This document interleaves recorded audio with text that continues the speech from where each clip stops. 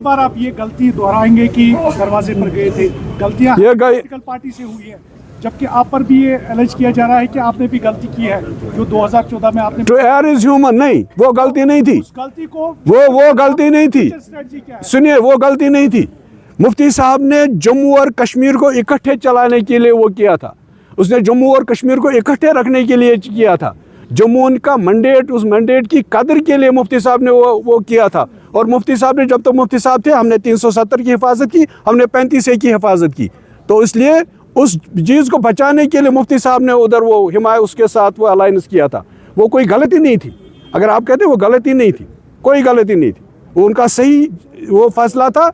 और जम्मू कश्मीर को अगर आपको इकट्ठे चलना है तो जम्मू के लोगों की कदर करनी है, कश्मीर के लोगों की कदर करनी है।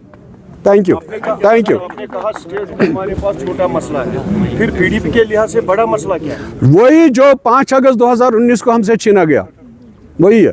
साहब, जिस तरह से अभी नेशनल कॉन्फ्रेंस ये कह रही है कि स्टेटहुड के लिए हम पूरी तरह से फाइट बैक करेंगे, स्टेटहुड के लिए आप उनके साथ में हैं? शायद आपने मेरी वो जवाब नहीं सुना। देखिए, स्टेटहुड के लिए हिंदुस्तान का प्राइम मिनिस्टर बोलता हम दे देंगे, स्टेटहुड के लिए हिंदुस्तान का होम मिनिस्टर बोलता हम दे देंगे। आप क्यों लड़ रहे हैं? वो तो खुद दे देंगे। और हमारे पास तो ये छोटा सा मुद्दा है। हमारे पास मुद्दा वो है जो हमसे लिया गया। पास्ट में आप भी कहते आए हैं, जो आपकी सरबराह है वो भी कहते आ रहे हैं कि स्टेटहुड रेस्टोर होना चाहिए। उसमें उन्होंने कहा है कि अप्रोप्रिएट टाइम जब आएगा, फॉर टाइम बीइंग ये था सारा, लेकिन ये टाइम बीइंग कितना लॉन्ग है? देखिए महबूबा जी ने इसीलिए यूनियन टेरिटरी में इलेक्शन नहीं लड़ा। मैंने बता दिया, दोहरा रहा हूँ मैं, नहीं चाहिए था दोहराना। उमर अब्दुल्ला साहब ने ये कहा था, मैं यूनियन टेरिटरी में हरगिज़ इलेक्शन नहीं लड़ूंगा, क्योंकि मुझे क्लास 4th एम्प्लॉय की ट्रांसफ़र के लिए LG के दरवाजे पर नहीं जाना पड़ेगा, मैं नहीं जाऊंगा। उसके बाद उसने 2 जगह इलेक्शन लड़ा। उसको तो मालूम था क्या होना है क्या नहीं होना है। तो इस पर स्टेटहुड जो बात है वो बहुत छोटी सी बात है हमारे पास। जो हमारा मुद्दा है, जिसके लिए PDP जद्दोजहद कर रही है, वो है जो 5 अगस्त 2019 को BJP ने हमसे छीना। उसमें फिर वो आ ही जाएगा, छोटी छोटी चीज़ें। महबूबा मुफ्ती ने तो हर जगह पर कैंपेनिंग की। अगर आप कहते हैं इलेक्शन के हवाले से इलेक्शन, इसका मतलब है ये कंट्राडिक्ट बयान है। आप चाहते हैं कि एक साइड से इलेक्शन हो, दूसरे साइड से आप कह रहे हैं कि इलेक्शन लड़ना ही नहीं था। किसने कहा? आपने कहा। मैंने महबूबा मुफ्ती का नाम बोला, उसने खुद नहीं लड़ा।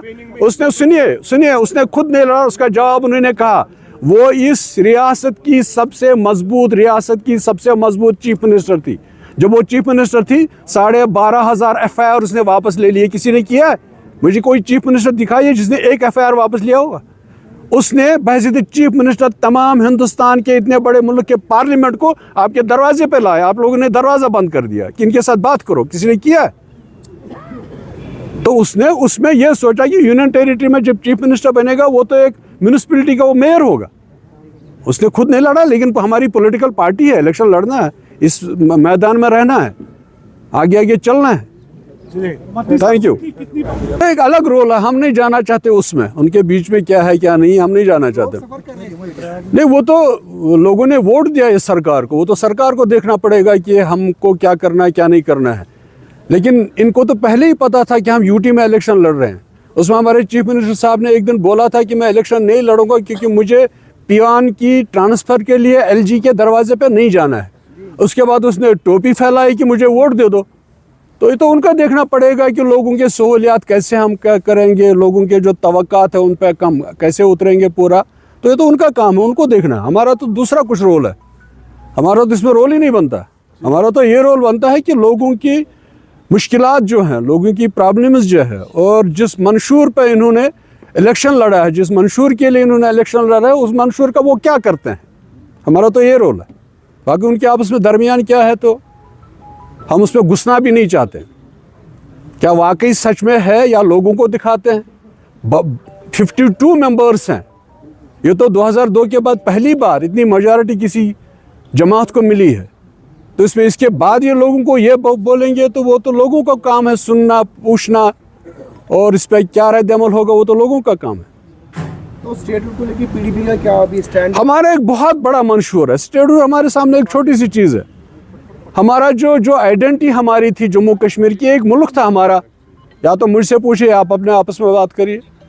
हमारा ये तो छोटा सा मुद्दा है, छोटा सा मुद्दा। और इसमें मुझे नहीं लगता इनको ज़्यादा करने की ज़रूरत है, क्योंकि हिंदुस्तान के प्राइम मिनिस्टर ने बोला बार बार हम स्टेटहुड दे देंगे, हिंदुस्तान के होम मिनिस्टर ने बोला बार बार हम स्टेटहुड दे देंगे।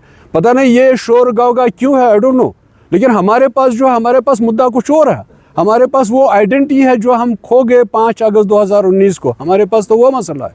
उसके बाद तो स्टेटहुड तो वो तो आ ही जाएगा जब हमको वो चीज़ मिलेगी जो हमें खोए, जिसको हमने खोया 5 अगस्त 2019 को। हमारे पास तो मामला वो, हमारे पास तो जद्दोजहद वो रहेगी। हम उस तशख़्ख़ुस को जो हमारा था, जो हिंदुस्तान के आईन ने, हमारे मुल्क के आईन ने हमको दिया था, हम उसको बहाल कैसे कराएंगे? हमारी जद्दोजहद वो रहेगी। सर, यूपी में जो भी मसला चल रहा है संभल को लेके और अजमेर शरीफ को लेके, कह रहे हैं बीजेपी कह रहा है कि लगभग 32,000 मस्जिदों को सर्वे करना है। कैसे आप इसको देख रहे हैं? एक वायलेंस की तरफ जा रहे हैं? ये तो मुझे लगता है मुल्क को शायद किसी तबाही की ओर ले जा रहा है, क्योंकि देखिए हमारा मुल्क 1947 में आज़ाद हुआ और एक आईन बना। उस आईन में बिल्कुल क्लियर है कि जो चीज़ें जैसी हैं उनको छेड़ा ना जाए।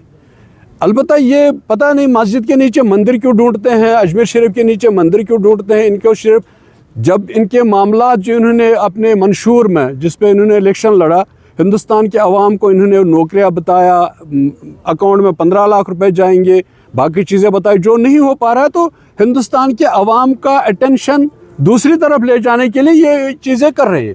ये इनका तो पहले दिन से नफरत फैला रहे हैं हिंदू मुस्लिम के दरमियान, बाकी कम्युनिटीज़ के दरमियान। इनका तो मुद्दा ही यही है। इनके पास तो करने के लिए कुछ नहीं है। अब लोगों को रिलीजियस सेंटिमेंट्स, बाकी सेंटिमेंट्स से उसलिए उबारना चाहते हैं कि इनका वोट बन जाए, इनका वोट बढ़ जाए, इनका वोट मिले। बाकी तो नफरत की सियासत चल रही है मुल्क में, और मुल्क कहाँ किस दहाने की ओर जा रहा है ये तो अल्लाह ही जानता है। अल्लाह भी हाफिज़। चलिए मकसद हो गया। सरदार साहब, यूथ फॉर कश्मीर ने इल्तिजा मुफ्ती के खिलाफ केस दर्ज किया है, जो इल्तिजा मुफ्ती ने कल बयान दिया था उसको लेके। मेरे खिलाफ 4-5 केसेस है, होता रहता है, इसमें कोई परेशानी नहीं। कोई कार्रवाई की करी जाएगी इसमें? जब वो करेंगे, जब हमारा जो रोल बनेगा हम तो रोल अपना करेंगे। वैसे मेरे खिलाफ भी 2-4 केसेस हैं, 2-4 FIRs है। 2 बार मुझे PSA में अंदर कर दिया गया, लेकिन मैं आज आपके सामने हूँ फिर भी इधर, है ना। जिंदगी है, जद्दोजहद है, स्ट्रगल है।